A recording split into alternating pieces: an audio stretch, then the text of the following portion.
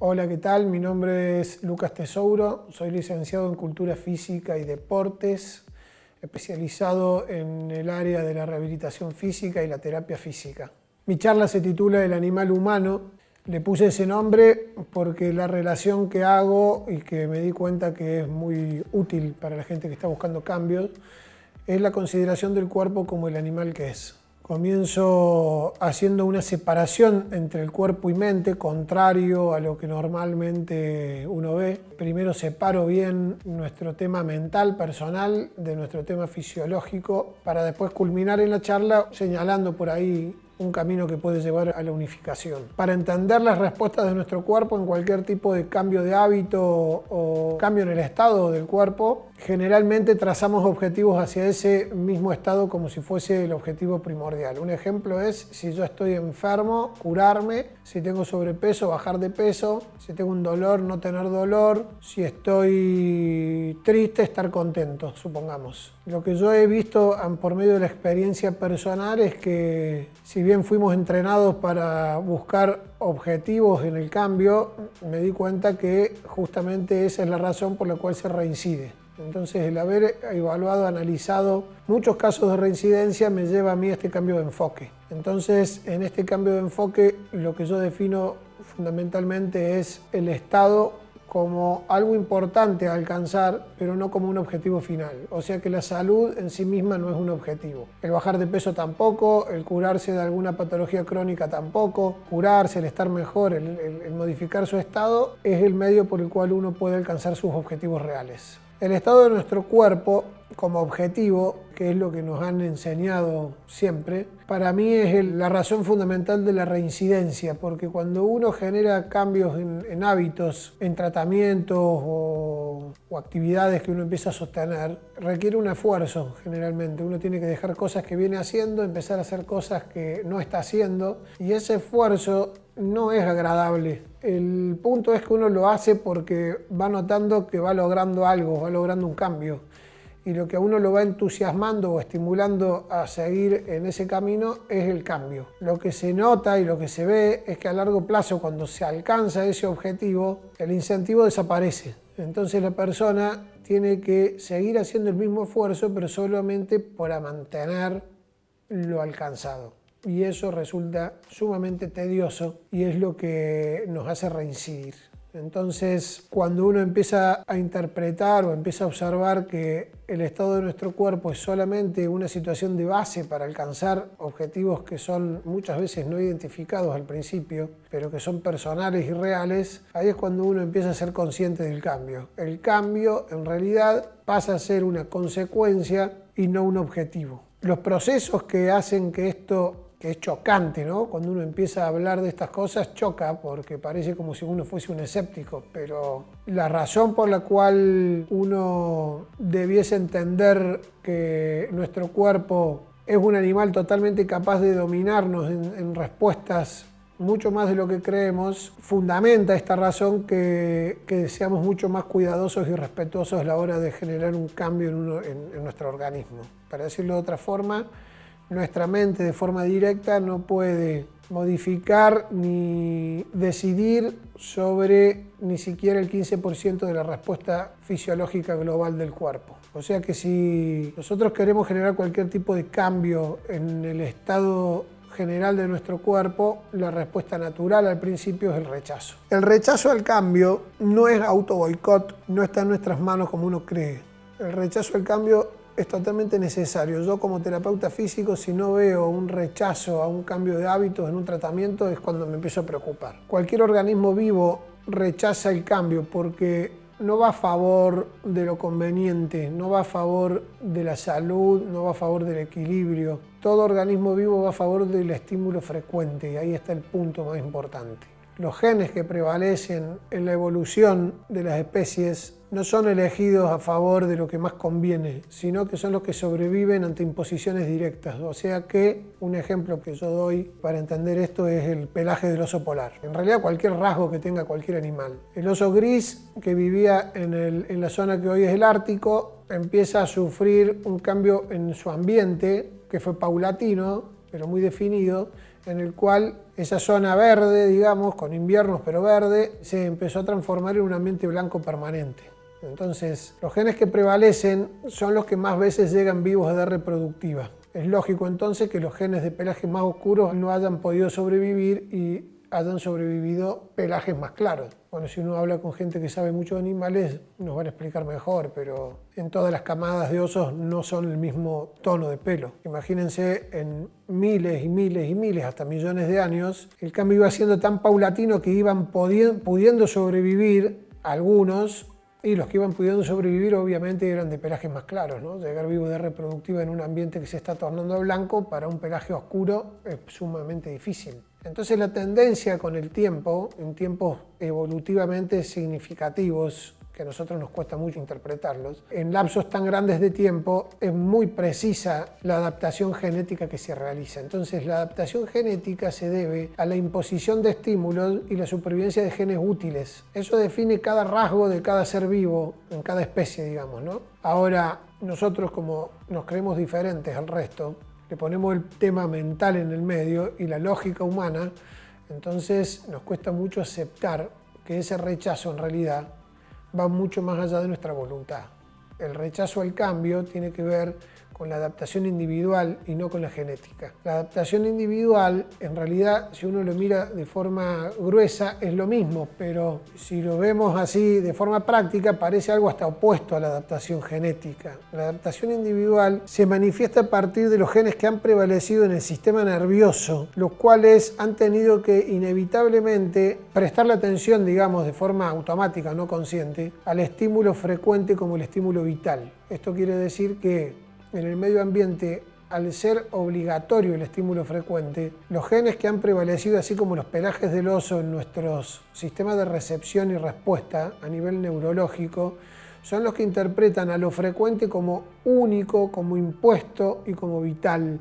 Entonces, antes de que nosotros podamos echar mano a nuestra mente analítica, nuestro animal ya respondió aceptando o rechazando cosas no en función del diseño o de la salud, sino en función de la frecuencia con la que se repiten. Es por eso que el cambio de hábito debe considerar primero a los hábitos que están presentes y no a los que vamos a adquirir. Exactamente lo contrario a lo que hacemos, por eso nos frustramos tanto. Nosotros cuando queremos generar un cambio ya el animal respondió. Entonces lo que hace es rechazar la posibilidad de cambio y uno está más abierto a adoptar nuevas cosas sin el rechazo de nuestro cuerpo, del animal, porque simplemente esas cosas no existen, entonces nuestro cuerpo no va a defender algo que no existe. Pero antes que nosotros podamos ser conscientes de esto, ya se generó el rechazo. El rechazo es a no cambiar nada. Nunca fue una opción el cambio. Nosotros tenemos esa posibilidad ahora. Entonces interpretamos como que tiene que ser algo lógico. Y ahí está el error, justamente. El cambio siempre fue impuesto. Entonces si nosotros vamos a considerar opciones en un cambio, y es difícil que lo podamos abordar o que lo podamos lograr. El cambio siempre fue impuesto, por lo tanto, cuando uno va a generar un cambio de hábitos, tiene que ser bastante disciplinado, muy concreto y buscar ayuda para que nuestro animal crea que estamos hablando de un estímulo impuesto. Y para eso la disciplina y el orden es fundamental. Entonces ya sobre que es engorroso el cambio porque un animal con su 85% o más de las respuestas va en contra de lo que nosotros queremos instalar o desinstalar, se pone más complicado ahora porque ya empezamos a hablar de palabras tan fuertes y pesadas como la disciplina, como el orden. Imagínense que para cambiar un estado de salud, cuando tenemos miedo, esa disciplina y orden tanto no nos van a molestar, pero cuando hay opciones, siempre molesta. Por eso es bueno interpretar también los tiempos biológicos de adaptación al cambio y cuánto tarda el sistema nervioso en general en empezar a reconocer un estímulo nuevo como un estímulo frecuente o en empezar a soltar un estímulo frecuente como un estímulo que ya va a ser infrecuente. O sea, para que nuestro cuerpo pueda tomar esa decisión que es ajena absolutamente a nuestra mente, tiene que pasar un tiempo con ciertas características también, ¿no? Otra cosa que tuvo siempre el estímulo frecuente en este planeta es el orden cíclico. Lo que hace un animal en su medio ambiente a determinada hora no tiene nada que ver con lo que hace ese mismo animal en ese mismo ambiente a esa misma hora en otra época del año, invierno, verano, por ejemplo. El comportamiento es absolutamente diferente. Por eso los que pescan, los que sacan fotos, los que cazan, los que estudian la naturaleza, saben muy bien cómo moverse según lo que están tratando de observar. Entonces, los genes que han prevalecido no solamente interpretan a lo frecuente como vital, único e impuesto, sino que también han prevalecido a favor del orden cíclico. Entonces, cuando un estímulo frecuente tiene orden cíclico, nosotros podemos asimilarlo mucho mejor. Cuando no tiene orden cíclico, acuérdense del primer mandato, que es adaptarse a lo que viene sin importar qué posibilidades tenemos de afrontarlo. El organismo le importa muy poco si ese estímulo tiene un orden cíclico o va a favor del diseño biológico, va a ir con todo lo que pueda a adaptarse. Entonces, intenta adaptarse a estímulos frecuentes que se manifiestan en desorden cíclico. Esto se llama comúnmente ansiedad. El organismo que está esperando un estímulo que no lo puede ubicar en un orden de franjas de incidencia cíclico, ese organismo está esperando el estímulo todo el tiempo. Entonces, si ese estímulo aparte tiene características tensionales o de estrés, imagínense que es un organismo que está todo el tiempo esperando una situación tensional, solamente por el orden en el que se manifiesta el estímulo. Estrés, entonces, como todo lo que estamos hablando que influye fisiológicamente en nuestro cuerpo, tiene más que ver con la percepción de nuestro cuerpo que con nuestra propia percepción. Claro, nosotros percibimos el estrés como cómo me tomo las cosas. Según cómo yo me tomo las cosas, el nivel de estrés que generan. Y en realidad eso es falso. El estrés en realidad es una manifestación defensiva que tiene que ver con la percepción de nuestro cuerpo, que es sumamente objetiva.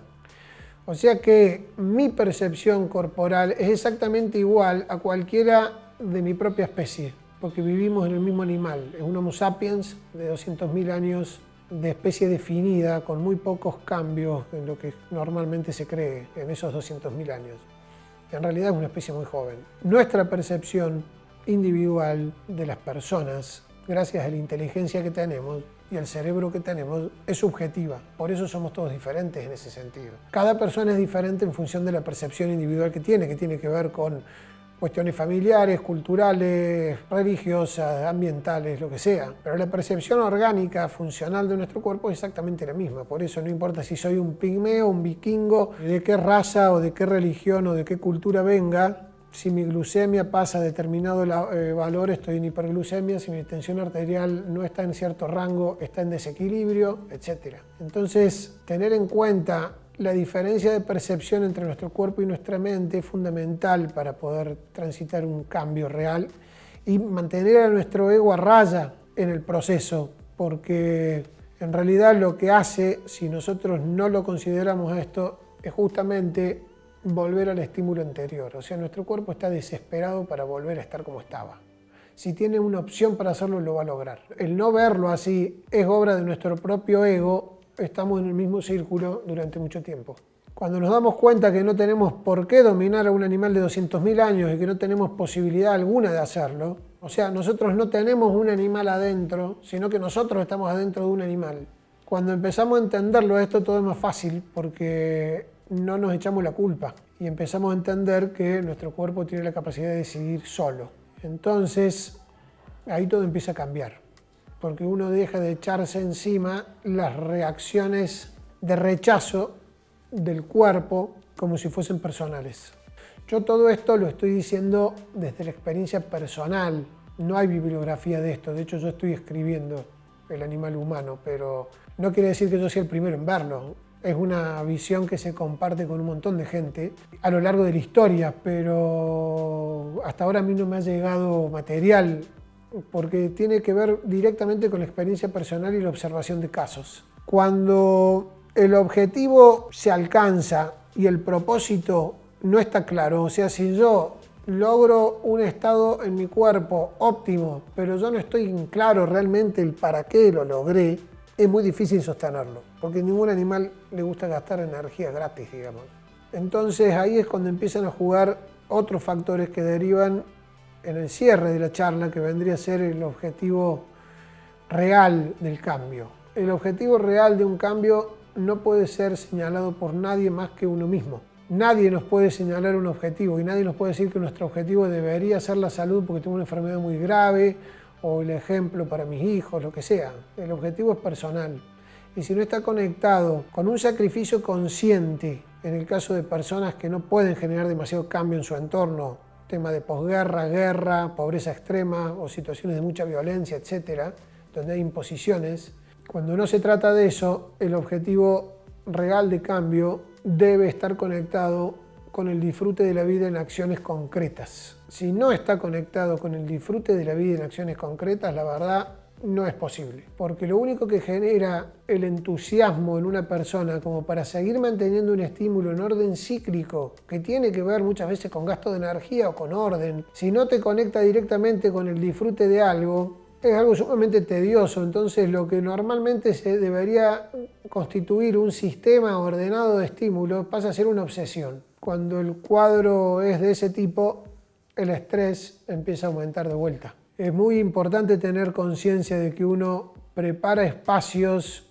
reacomoda su agenda, actualiza sus objetivos de vida, de su empresa, de su negocio, de lo que uno hace. Los actualiza en función de su realidad, que siempre es cambiante. Entonces, si yo tenía una realidad que me forzaba a trabajar con mucho gusto, puede ser también, pero 15 horas por día, y yo esa realidad la pude cambiar en el lapso de 20 años, obviamente mi organismo va a tender a seguir trabajando 20 horas por día, no va a haber un cambio en eso. Tal vez yo lo disfrazo de otra forma, no estoy las 20 horas en la oficina, pero estoy haciendo cosas que me mantienen en situación tensional o en alerta permanente la misma cantidad de tiempo. Esas son las cuestiones importantes a observar cuando uno va a generar cambios. Generar espacio, generar tiempo para esa práctica o esa actividad de disfrute que uno está eligiendo es un acto de conciencia importante, porque uno empieza a ser consciente que ya empieza a ordenar su empresa, a ordenar su negocio, a ordenar su trabajo, no para dar un ejemplo ni para estar mejor, sino para disfrutar mis viajes en moto, para volver a bailar, para hacerme cargo de que me he generado el tiempo o la posibilidad de tener tiempo para disfrutar concretamente algo que lo pueda hacer en orden cíclico. Meterme en mi huerta 2 veces a la semana y de paso hacer algún ejercicio. Ir al gimnasio, pero porque me voy a hacer un Camino de Santiago, un Machu Picchu, o jugar al fútbol, jugar al tenis, jugar al pádel, no porque me haga bien, sino porque me gusta. Y ahí es cuando se empieza a instalar un sistema de feedback positivo, retroalimentación positiva, en el cual lo que yo hago para disfrutar algo me genera un estado bueno, me genera salud y me genera bienestar.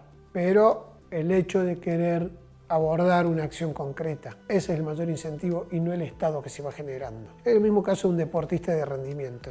El deporte de rendimiento, de donde yo vengo, estas cosas están mucho más claras. El atleta entrena no por la forma física que adquiere y no por los logros deportivos, sino que por el intento, por la competencia. Entonces es lógico que un atleta de rendimiento no esté pendiente del crecimiento de sus músculos cuando entrena o de cómo se ve estéticamente. También es lógico que un atleta de rendimiento, cuando deja su carrera competitiva, deje de entrenar y entre en una situación de crisis. No sería lógico que siga entrenando 8 horas diarias después de terminar de dejar la alta competencia. Entonces, bueno, se habla desde la mirada del animal ante estímulos de estrés, de ansiedad, de desequilibrio, pudiendo abordar cada patología desde la patología cardíaca, desde la patología metabólica, desde la alteración de postura, desde la patología traumatológica, desde la crónica. Ver a la misma enfermedad crónica como una consecuencia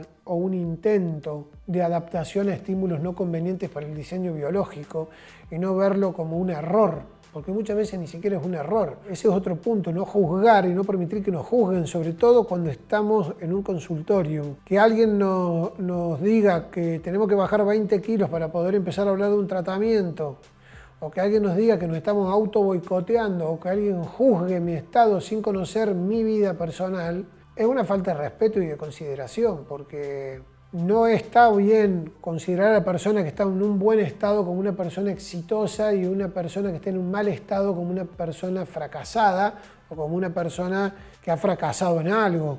porque uno no sabe la historia que hay atrás de cada uno. Atrás de una obesidad puede haber, o de un desequilibrio metabólico importante, crónico, puede haber una persona que sacrificó gran parte de su vida por haber quedado en una situación muy vulnerable con niños, o porque tuvo que trabajar muchísimo tiempo, o porque se tuvo que exponer a situación de estrés crónico durante mucho tiempo. Entonces, el empezar a no juzgar es fundamental, porque es la forma de empezar a controlar el ego también. Porque el ego lo usamos mucho más para lastimarnos y castigarnos que para agrandarnos. Según la persona que uno tenga al frente, esto cambia y muta de forma muy definida. En una charla, según lo que la gente va diciendo, yo puedo hasta terminar hablando de patología postural, o puedo terminar hablando de estrés directamente, o del proceso de cambio.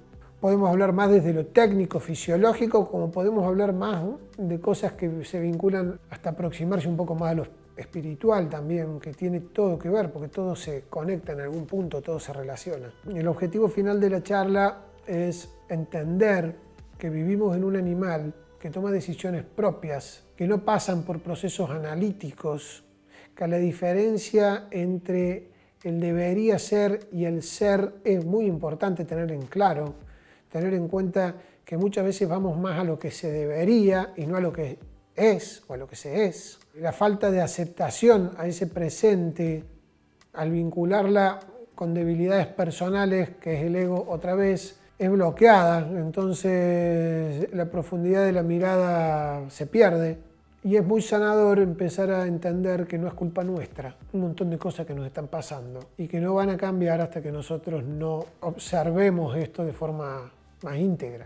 Yo lo que noto es mucho alivio en la gente, sobre todo antes de empezar un tratamiento o en la primera parte del tratamiento, que es lo más importante en el sentido de lo más fuerte en rechazo. Noto que la persona se quita mucha carga de encima cuando entiende que es mejor primero prestarle atención al animalito, dejar nuestra mente de lado una vez que se tomaron las decisiones o una vez que se entendió, no hacerla participar hasta que el cuerpo esté respondiendo. Y cuando uno empieza de vuelta a prestarle atención a la mente, lo hace sobre un cuerpo que ya está medianamente ordenado, y todo es muy diferente ahí, porque empieza a ser mucho más clara cuál es nuestra visión personal real del mandato de un animal irracional en el cual vivimos. Nosotros desde la Posada del Kenti en todas las áreas trabajamos con una visión similar. Si bien estas observaciones tienen que ver mucho con cuestiones personales dentro de la terapéutica en muchos años, es una visión que se comparte en esta institución. Entonces todos de alguna forma trabajamos con ese enfoque. Invitamos a la gente a que se acerque a entender el por qué no pueden cambiar cosas. Entender también que este lugar, ni ningún lugar del mundo, puede garantizar un cambio, que los cambios que se obtengan en estos lugares no son para nada estables hasta que uno no los aplica a su vida real, pero tener en cuenta también que este lugar y este tipo de lugares tienen que tener siempre el objetivo de brindar herramienta concreta. Acá nos preocupamos por hacer eso, nos preocupamos porque la gente se vaya con una herramienta concreta. Obviamente queremos que el cuerpo responda acá, pero no como un objetivo institucional. Es como una consecuencia lógica. Cuando uno aísla un cuerpo y lo ordena cíclicamente en los estímulos que se reciben, no le queda otra que responder. Entonces la respuesta que por ahí la gente se puede asombrar de recibir en este lugar es una consecuencia. El tema es que nosotros tratamos de que sean conscientes de eso. No se logró el cambio porque yo haya bajado tantos kilos en este lugar. Porque cuando me vuelvo a mi casa me están esperando todas las cosas que dejé de la misma forma que las dejé. Por lo tanto, la tendencia va a ser naturalmente a volver a ese tipo de exposición. Por lo tanto, la respuesta va a tender a ser la que era antes. Entender esos ciclos y esas ondulaciones en todos los procesos de cambio es muy importante. Entonces, nos concentramos mucho en eso, en que la persona entre acá como si estuviese haciendo un curso para entender cómo funciona su cuerpo, por qué razones reincide, por qué razones no reincide, lo importante del entusiasmo, lo importante del gusto personal para planificar procesos de cambio y para planificar también nuevas matrices. Y bueno, eso es lo que ofrecemos fundamentalmente. Ofrecemos la posibilidad de brindar herramienta que a nuestro entender, por la experiencia directa, es una herramienta muy útil. Entonces, bueno, con mucho gusto Ofrecemos charlas y ofrecemos evaluaciones, consultas y vivencias personales en lo que es actividad física y otras cosas más, que es el camino real al cambio. Si no hay una vivencia personal, no hay una necesidad de adaptación fisiológica ante nada en particular. Entonces no va a haber un cambio concreto. Entender que las charlas, los libros, los cursos no son garantía de cambio en absoluto. Sí pueden representar una herramienta más, algunas veces muy importante, pero el cambio real se obtiene en la vida real con vivencia personal. Eso es lo que tratamos en todas las áreas de enseñar, que como dije se choca a veces con lo que normalmente uno observa, pero bueno, podemos asegurar que da resultado. Para todas las personas que estén interesadas en conocer más sobre su animal y sobre sus respuestas y mecanismos de adaptación, siempre es posible estar mejor de lo que se está. No necesariamente haciendo una actividad terapéutica directa, no necesariamente solucionando un problema, pero sí el hecho de escuchar un nuevo enfoque o considerar otros aspectos del cuerpo pueden dar información útil para el cambio. Entonces siempre considerar eso. Cualquier situación, no importa cuál sea de nuestro cuerpo, puede estar mejor de lo que está. Y eso es importante. Nosotros garantizamos que en este lugar algo de eso siempre vamos a aportar. Así que bueno, fue un gusto y nos vemos en la posada.